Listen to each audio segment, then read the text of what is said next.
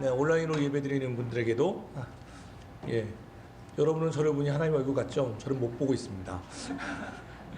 예, 오늘 하나님께 우리 주신 말씀은 누가복음 15장 11절에서 24절의 말씀으로 돌아오라는 제목의 말씀으로 하나님의 말씀을 선포합니다.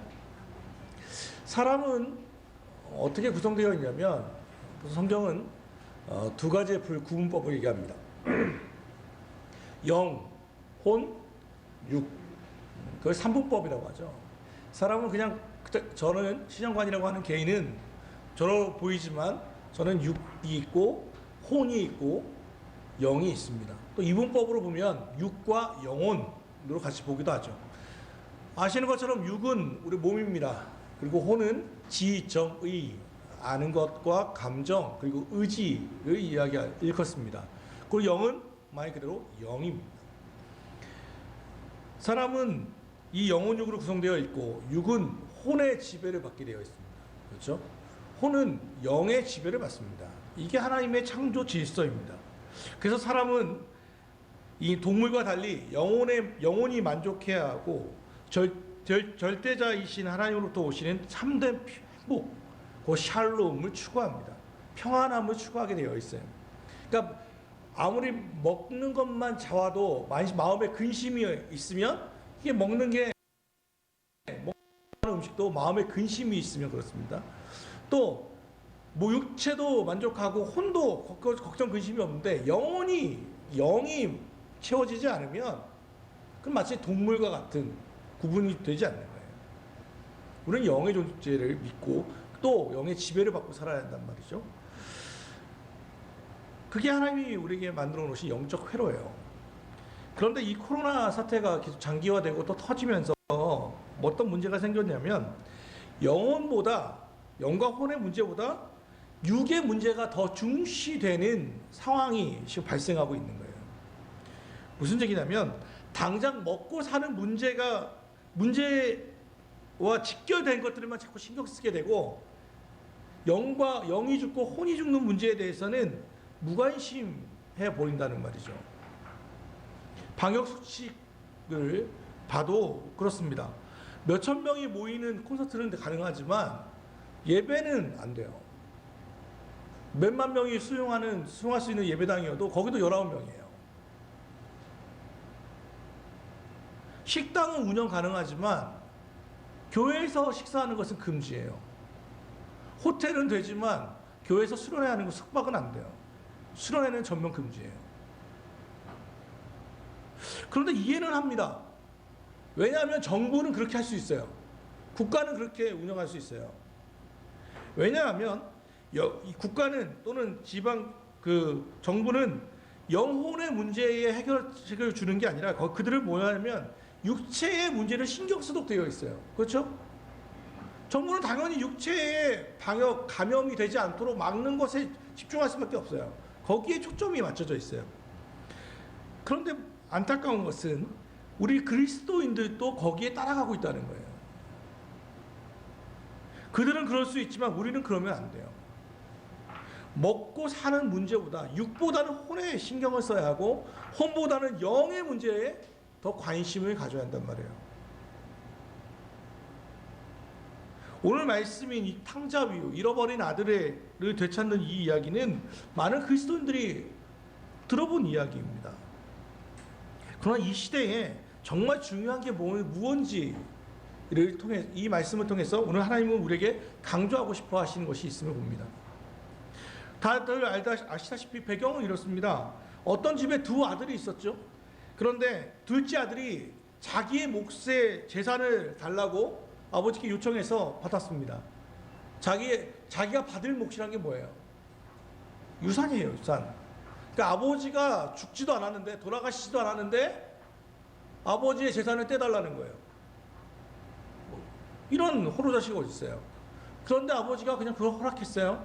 그걸 받았습니다. 그리고 유산을 가불로 달라고 해서 아빠와 단판을 벌려가지고 가지고 먼 나라로 떠나버렸어요. 무슨 대단한 계획을 가지고 간 게 아니에요. 허랑방탕했다고 얘기하죠. 그 얘기는 반대로 얘기하면 지금 있는 아버지와 함께하고 있는 이 집이 너무 답답했다는 거예요. 아버지와 함께 있는 게 자기의 자유에 대한 구속처럼 느껴졌어요. 아버지랑 사니까 외박도 못하고 친구들하고 마음껏 늦게까지 술도 못 마시고 얼마나 갑갑했겠어요. 자기 마음대로 못 사는 거예요. 그래서 아버지의 잔소리가 없는, 아버지의 간섭이 없는 머나먼 나라로 떠나버렸어요. 화려한 외출입니다.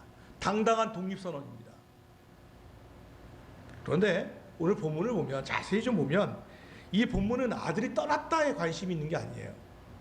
아들이 돌아왔다는 것에 관심이 있어요. 사실 이 누가복음의 15장은 세 가지를 잃었다가 찾는 이야기예요. 첫 번째는 뭐냐면 100마리의 양이 있는데 그 중에 한 마리를 잃어버렸다가 찾았다. 두 번째는 여의 드라크마라고 하는 동전이 있었는데 그 중에 하나를 잃어버렸다가 막 온 그 살림을 다 드러내가지고 결국 그것을 찾았다. 잃어버렸다가 찾았다에 관심이 있어요. 그리고 세 번째가 뭐예요? 아들이 잃어버렸다가 찾았다. 그러니까 잃어버린 거에 관심이 있는 게 아니라 잃어버린 걸 찾았다에 관심이 있거든요. 지금 포커스가 여기에 있어요. 이제 둘째 아들이 돌아갔단 말이에요. 그렇게 독립선언하고 떠났던 그 아들이 돌아왔어요. 여기서 우리가 이 두 가지 질문을 하거든요. 첫 번째 질문은 뭐냐면 무엇이 그를 돌아오게 했을까? 왜 돌아갔는가? 무엇이 그를 돌아오게 했는가라는 이 질문을 한번 던져야 하고, 두 번째는 돌아온 그 아들이 어떻게 되었는가? 어떻게 맞음을 받았는가를 받아야 돼요. 이 두 가지 질문을 해야 이 말씀이 온전하게 들어와요. 그럼 첫 번째 질문을 해봅시다. 무엇이 그를 돌아오게 했습니까? 화려한 외출을 떠나버린, 자유를 찾아 떠나버린 그 아들을 무엇이 그를 돌아오게 했습니까? 14절 말씀 한번 보죠. 14절 말씀. 자, 한번 14절만 읽어요. 자, 시작. 오늘 표준세 번역으로 좀 돌려주세요. 그가 모든 것을 탕진했을 때 그 지방에 크게 흉년이 들어서 그는 아주 궁핍하게 되었다. 무엇이 그를 돌아오게 했냐면 흉년이에요. 흉년. 풍요를 꿈꾸면서 그는 떠났을 거예요. 자유를 떠나서 떠났어요. 그런데 그가 만난 게 뭐예요? 흉년이에요. 흉년. 그리고 궁핍이에요. 거긴 자기 아버지의 재산을 가지고 마음껏 쓰니까, 허랑방탕하니까, 방탕하게 사니까, 모을 거 생각 안 하고 쓰니까 결국 재산을 다 낭비했고, 그런데 마침 재산을 낭비한 거에 초점이 있는 게 아니라 그 낭비한 상태에 엎친 흉년이 들어버린 거예요. 흉년이. 그러니까 뭐예요? 자기가 궁핍하게 되어버린 거예요. 누가 궁핍하고 싶어서 궁핍했겠습니까? 이 흉년이라는 거는 불가항력적인 거예요. 자기가 어떻게 할 수 있는 게 아니에요. 허랑방탕한 건 자기 책임이지만 거기에 흉년까지 들어버린 것은 어떻게 할 수 없는 불가항력적인 일이에요. 그 흉년이 그를 하나님께로 돌아오게 하는, 아버지께로 돌아오게 하는 결정적 계기예요. 아버지의 잔소리도 없고 간섭도 없는 자유의 나라로 떠났지만 그의 형편은 뭐냐면, 흉년을 만나니까 돼지가 먹는 쥐염 열매라고 하는 우리 도토리 같이 생긴 거 있어요. 이걸 먹으려고 구하는데 이것조차 없는 거예요. 그러니까 쥐염 열매가 있으면 사람들이 이 사람한테 주는 게 아니라 그래도 뭘 줘야 돼요? 돼지에게 주는 거예요. 그러니까 쥐염 열매, 돼지가 먹는 이 쥐염 열매 이를 누구랑 싸워야 하냐면 돼지랑 싸워야 하는 거예요. 이 흉년에서 살아남으려고 그러니까 이 사람이 어디까지 떨어졌냐면 돼지와 싸워가야만 쟁취할 수 있는 지경에까지 이른 거예요. 극심한 궁핍한 흉년인 것을 알게 돼요. 지극한 고통이에요. 우리가 알고 있는 나니아 연대기라고 하는 것을 소설로 쓰고도 영화로도 만들어졌죠. C.S. 루이스라고 하는 분이 계세요. 그분이 영국의 옥스퍼드 대학에서 채플에서 설교를 했습니다. 그리고 나오는데 한 청년이 그를 붙잡고 그에게 얘기했습니다. 선생님, 하나님이 살아계시다면 이 세상에 형언할 수 없는, 말로 표현할 수 없는 저 고통이 왜 있습니까? 라고 그에게 따지듯 물었습니다. 그때 C.S. 루이스가 되게 유명한 말을 하거든요. 그 청년을 지그시 쳐다보더니 이렇게 얘기해요. 젊은 형제요, 이 세상을 살아가는 사람들은 그렇지 않아도 오만하고 교만한데 고통마저 없다면 사람들이 얼마나 교만했겠는가. 고통은 말이야, 귀먹은 사람들을 깨우쳐 주시려는 하나님의 확성기이자 하나님의 메가폰이야. 되게 유명한 말이거든요. 고통이 없다면 교만이 뭡니까? 오만이 뭡니까? 내 힘으로 살 수 있다고 하는 게 교만이고 오만입니다. 내 주먹 믿고 살 수 있다는 것, 내 경험 믿고 살 수 있다는 것, 내가 가진 것으로도 충분하다고 믿는 것이 교만이에요. 잠언서에서 얘기하는 것처럼 교만은 패망의 선봉이요 거만은 넘어짐의 앞잡이라 는 말씀이 3번이나 똑같이 반복됩니다. 그만큼 교만은 무서운 것입니다. 하나님 없이도 살 수 있고 내 힘으로 믿을 수 있다는 것. 그러니까 젊은 청년들일수록 하나님께 또는 종교에 귀하지 않으려고 하는 이유가 바로 뭐냐면, 젊을 때는 몸이 아프지도 않고 내 힘으로 내 혈기로 다 할 수 있을 것처럼 느껴지기 때문에 그렇습니다. 그래서 나이가 들수록 종교로 오게 하나님께로 돌아오는 이유 중에 하나가 뭐예요? 안 된다는 것을 알게 되는 거예요. 인생의 경험이 쌓여보니까 내 힘으로 되지 않는다는 것을 알게 되는 거예요. 흉년을 만나보니까 그때 아버지의 풍요로움이 생각나는 거예요. 우리는 고통 속에서 하나님의 음성을 듣게 돼요. 고통 속에서, 역경 속에서, 환난 속에서 사람들은 비로소 무릎을 꿇게 돼요. 그때 비로소 사람들은 하늘을 쳐다보게 되고 하나님을 바라보게 돼요. 고통 속에서, 흉년 속에서. 그러니까 여러분 인생에서 흉년을 만나게 되면요, 그 다음에 뭘 해야 하는지 아세요? 흉년을 만나게 되면 반드시 이걸 해야 돼요. 17절을 봅시다. 17절 같이 읽습니다. 시작. 그제서야 그는 제정신이 들어서 이렇게 말하였다. 내 아버지의 그 많은 북군들에게는 먹을 것이 남아도는데 나는 여기서 굶어 죽는구나. 흉년을 만나면 뭘 하게 되냐면 생각이라고 하는 것을 하게 돼요. 생각. 고통을 만나니까 무릎을 꿇었던 것처럼 고통을 만나고 역경을 만나니까 뭘 하냐면 생각이라고 하는 것을 해요. 무슨 생각이었겠어요? 나는 아무래도 내가 아버지의 집을 떠나온 것은 잘못됐던 것 같아. 내 처지, 내 현실을 직시하면서 쳐다보게 되는 거예요. 나는 여기서 굶어 죽는구나. 자기 현실을 객관화시키게 하는 거예요.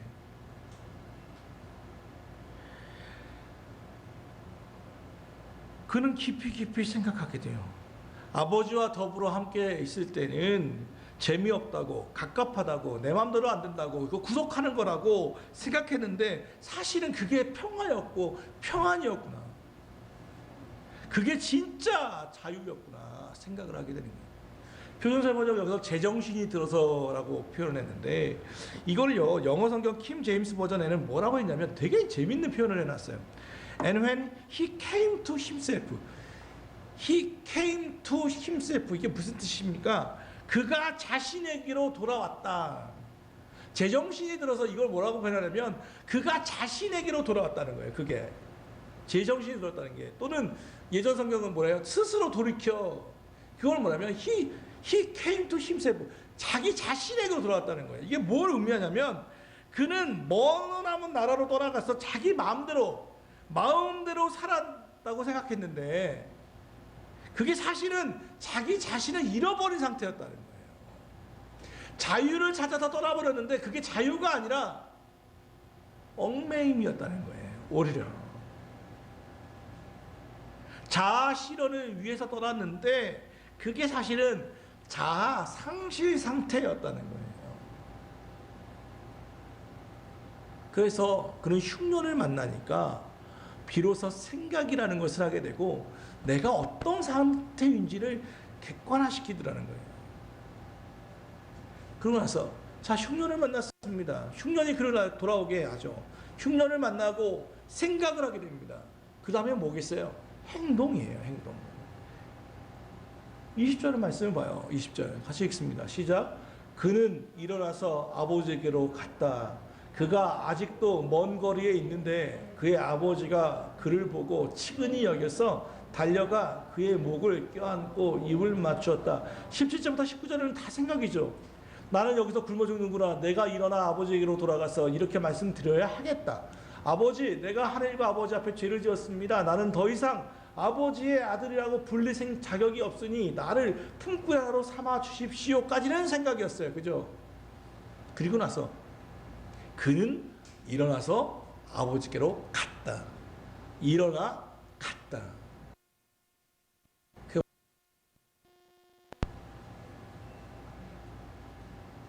생각은 참 귀한 거예요. 중요한 거예요. 생각은 전환점이에요. 터닝 포인트예요. 그런데 생각만 해서는 아무 소용이 없어요. 생각이 아무리 중요한 것이라도 아무리 귀한 거라도 그 뒤에 행동하지 않으면, 움직이지 않으면, 결단을 하지 않으면 아무런 소용이 없는 거예요. 다이어트 해야겠다고 100번, 1000번을 생각해 보십시오. 운동하지 않으면 아무 소용이 없어요. 말씀을 읽어야겠다고 아무리 생각을 해보십시오. 결단해 보십시오. 찬양을 듣고 눈물을 흘리며 하나님, 내가 이렇게 안 살겠습니다. 회심도 해보십시오. 무슨 소용이 있습니까? 돌아와야 돼요. 행동해야 돼요. 아버지께로 가야 돼요. 그때야 비로소 영접이 일어나는 거예요.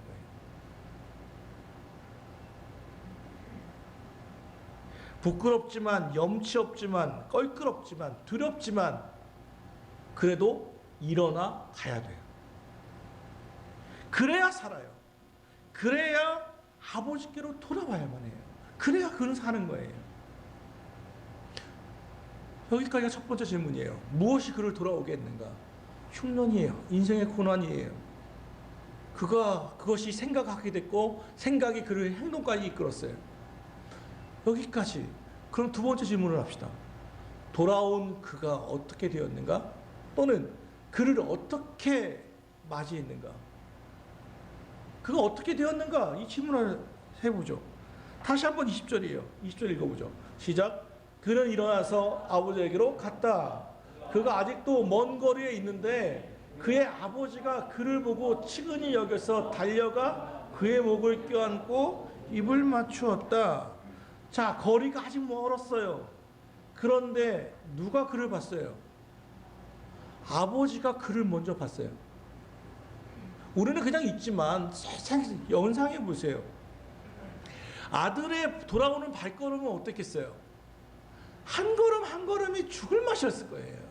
물론 생각하고 행동하지만 염치가 있으면, 부끄러움이 있으면 이 돌아오는 게 얼마나 쭈뼛쭈뼛했겠어요. 한 걸음 한 걸음이 얼마나 무거웠겠어요. 죄송스럽고 송구하고 아버지 얼굴을 다시 만나야 하고 자기 형을 만나야 하는데 자랑스럽게 나가는데 다시 돌아오려고 하니 그 발걸음이 어떻겠어요? 여기서 먼 거리는 실제로 먼 거리일 수도 있겠지만 심적인 거리일 수도 있지 않겠어요? 집 가는 길이 얼마나 멀고 험했겠어요. 그래서 그냥 쭈뼛쭈뼛 한 걸음 한 걸음 이렇게 걸어가고 있는데 누가 먼저 봤냐면 그거를 아버지가 먼저 봤어요.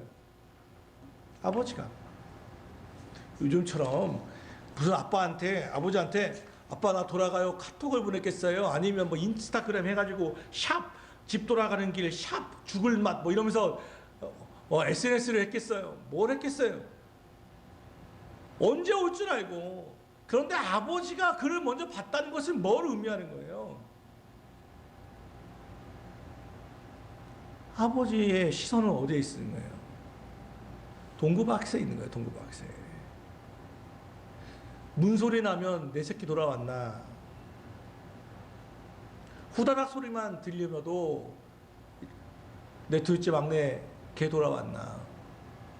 그의 아버지의 모든 신경은 잃어버린 아들에게 있는 거예요. 이거 언제 하냐면요. 제가 지옥을 경험한 게 언제냐면 바로 그거였어요. 6살, 선한이가 6살 때 선한이 아빠 저하고 아내하고 외출 준비하고 옷 입고 있는데 애가 사라졌다니까요. 갑자기 집에서 나갔어요. 저희 집이 약간 큰 길가에 있었거든요. 애가 나갔어요. 애를 찾는데 애가 없어요.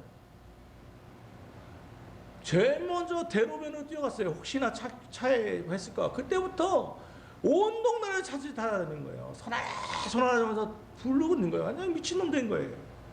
약 15분도 안 걸리는 거리였어요. 그 시간이에요. 근데 그게 지옥이에요. 지옥은 딴 게 있지 않더라고요. 잃어버린 자식이기 있더라고요. 그래서 저는 이렇게 TV 다큐멘터리 이런 거 잘 못 봐요, 사실은. 첫째는 갱년기이기 때문에 그렇고 눈물이 얼마나 많지. 이놈의 지긋지긋한 갱년기 아주 뭐만 봐도 그냥 울컥울컥 해가지고 설거를 못하겠어요. 눈물 나가지고. 이 다큐멘터리 보면 또 왜 이렇게 눈물 나는지 거기에 특별히 막 자식 잃어버린 부모의 심정 또는 자식이 여행 갔는데 실종돼 버린 상태 또 뉴스 얼마 전에도 한강에서 있었던 사건 뭐 이런 것들을 보면 감정이입이 돼가지고 감당을 못하겠어요. 감당을. 왜? 나는 15분을 겪었는데 그게 지옥인데 그거를 1년, 2년, 3년, 10몇 년 자식의 생사를 모르고 살아간다는 부모의 심정은 제가 짐작도 못해요. 짐작이 안 가요. 짐작이. 그러니까 이 아버지의 심정을 좀 알겠어요. 그냥 떠나버린 버르장머리 없는 자식인데도 그 자식이 보고 싶어서 아버지는 동구밭을 계속해서 보고 있는 거예요. 그랬더니 먼 곳에 아들 형치 같은 놈이 걸어오고 있는 거예요. 그랬더니 아버지가 뭘 봐요? 먼 거리에 있는데 그를 봤어요. 먼저 보신 거예요. 그를 보고는 치근히 여기서 불쌍히 여겨가지고 어떻겠어요? 옷 입은 건 누더기고 빼짝 말라서 그렇게 온 아이를 보니까 이 더러워서 이 냄새나는 거 돼지철 있으니까 얼마나 냄새났겠어요. 진짜 거지 한 마리 아니에요. 거지 같은 아들을 냄새나고 허름한 그 아들을 보더니 왈칵 껴안아버리는 거예요. 달려가 그의 목을 껴안고는 입을 맞추는 거예요. 영어 성경을 보면 입을 한 번 맞춘 게 아니라 계속해서 입을 맞추고 있는 거예요. 뭐 이쁘다고. 근데 그게 아버지예요. 그게 아버지예요. 그렇게 그를 영접하는 거예요. 마치 손님 대접하듯 귀빈을 대접하듯 그의 목을 껴안고 그에게 입을 맞추고 그 다음에 어떻게 해요? 아들 그 다음에 얘기해요. 22절 아버지는 종들에게 말하였다. 어서 가장 좋은 옷을 꺼내라. 그리고 그에게 입혀라. 그 손에 반지를 끼워라. 그리고 그의 발에 신을 신겨라. 이게 무슨 의미겠어요? 제일 좋은 옷을 가져와라. 제일 좋은 누더기로 있는 옷을 뭐예요? 벗겨버리고 죄의 옷을 벗겨버리고 의로운 옷, 의의 옷으로 갈아입혀 주신다. 그래서 에베소서는 이 말씀을 인용해서 나오잖아요. 죄의 옷을 벗고 의의 누더기를 빨리 벗어버리고 그에게 제일 좋은 옷을 입혀요. 그 다음에 반지를 끼워요. 가락지라고 되어 있는데 배너라고 하는 영화를 보신 분은 알아요. 배너가 노예로 팔렸다가 노마에서 집정관의 양아들이 되어서 돌아오거든요. 돌아와서 막 얘기하다가 자기 신분을 밝힐 때 이런 나무 같은 거에 딱 해가지고 여기다가 자기 반지를 딱 하고 찍어요. 그다음에 딱 보여줘요. 이게 뭐냐면 자기 신분이었단 말이야. 도장 같은 거예요. 도장. 네가 누구냐? 우리 신분패처럼 이 도장이랑 이 인장이라고 하는 것은 이 반지라고 하는 것은 그의 신분을 드러내는 신분패였어요. 그건 말 그대로 고위직들이 하는 거예요. 반지를 갈아입혔다는 것은 바로 그와 같은 것이며 또 하나는 뭐예요? 언약의 징표이기도 해요. 우리가 결혼할 때 뭘 해요? 반지를 끼워줬잖아요. 너와 나는 떨어질 수 없어. 뗄래야 뗄 수 없는 사이야. 라는 것을 드러내는 게 반지를 끼우는 거잖아요. 그러니까 이거는 신분의 회복이며 뭐의 회복이에요? 예, 언약의 회복이에요. 다시는 떨어지지 말자. 다시는 내게서 떠나지 마라. 그래서 뭐예요? 신을 신겨요. 신은 뭐예요? 새 출발. 새로운 시작이야 이제. 이전 것은 지나갔으니 보라 새 것이 되었다. 나와 함께 새롭게 출발하자. 그냥 안아줘만 주시는 게 아니라 염치 없어 보이는 그에게 좋은 옷과 반지로 신분을 회복시키시고 언약을 회복시키시고 새 신발로 다시 출발하자. 그러고서 뭐예요? 잔치를 벌리는 거예요. 이가 둘이라고 하죠. 예, 막내 아들이 맏아들이 제일 싫어했고 살찐 송아지가 제일 싫어했어요. 왜냐면 죽어야 하기 때문에. 잔치를 벌려진 거예요. 잔치를. 살찐 송아지를 잡아서 뭐하자? 잔치를 벌리자. 축제를 벌리자. 왜? 네 아들은 죽었다가 살아났고 잃었다가 되찾았기 때문에. 그래서 그들은 잔치를 벌렸다는 거예요. 기쁨으로 축제를 벌려요.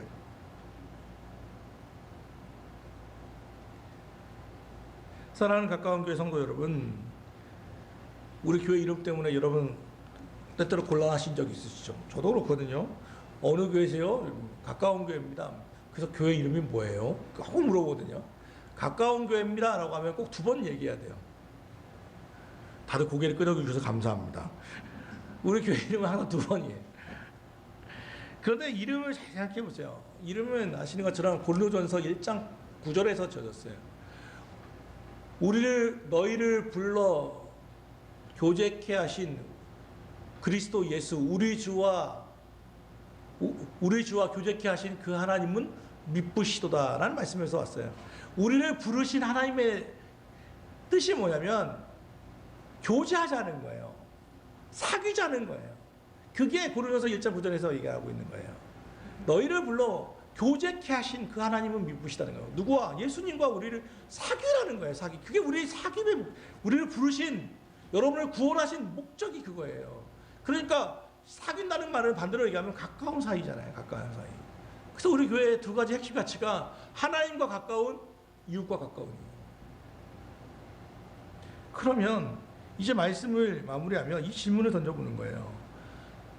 나는 지금 하나님과 계속해서 가까워져 가고 있는가?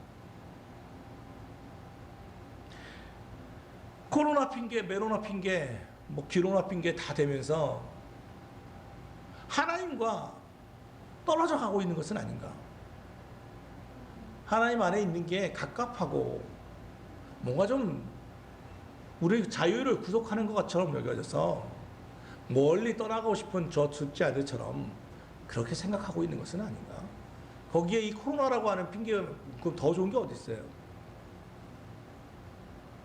매일매일 확진자 수는 체크하지만 말씀 한 절 한 절 읽는 것은 등한히하고 있는 것은 아닌가?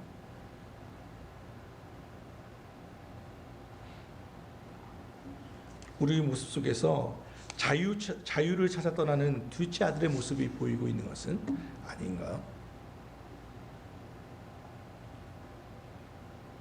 그들에게 오늘의 설교 제목이 있습니다. 돌아오십시오. 하나님과 가까워지십시오. 전도서 12장 1절과 2절의 말씀으로 오늘의 말씀을 마무리합니다. 너는 청년의 때에 너의 창조주를 기억하라. 곧 곤고한 날이 이르기 전에 나는 아무 낙이 없다고 한 해들이 가깝기 전에 해와 빛과 달과 별들이 어둡기 전에 비 뒤에 구름이 다시 일어나기 전에 그리게 하라. 창조주를 기억하고 그분과 더 가까워지는, 그분 안에 참 자유를 누리는 가까운 교회 성도들이 되기를 주 예수 그리스도의 이름으로 축원합니다. 기도하겠습니다. 사랑하는 하나님, 오늘 주의 말씀을 기억합니다. 돌아오라.